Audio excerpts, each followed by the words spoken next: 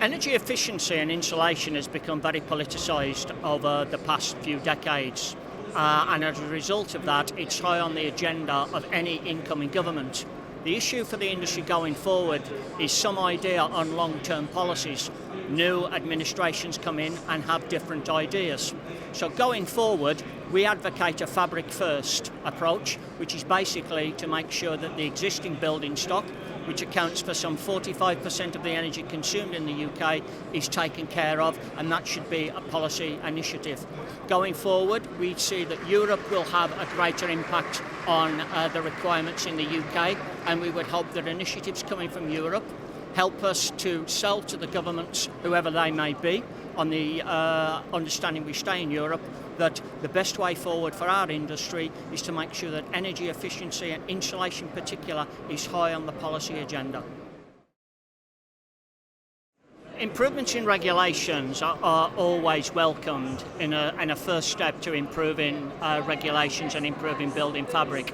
What the industry needs now is developers constructing buildings to become more engaged and to sell energy efficiency in the same way that they would promote their bathrooms and kitchens as a good thing for the consumer of the building.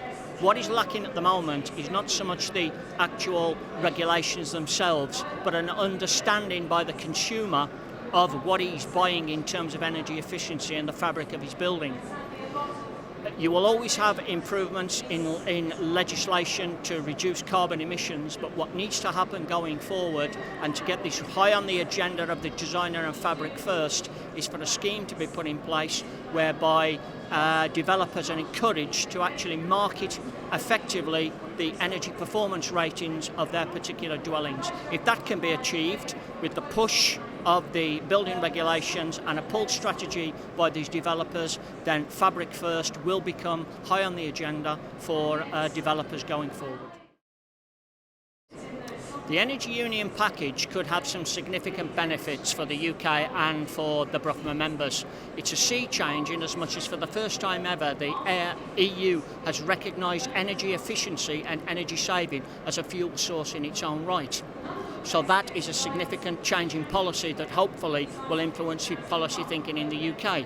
It's estimated that 75% of existing buildings in Europe are inefficient, and if this can drive legislation to improve the efficiency and the fabric of the buildings going forward, that will be a great boon for the country as a whole. And those benefits will filter down through the industry, through the designers and the constructors, and be of significant benefit to BRUFMA and its members.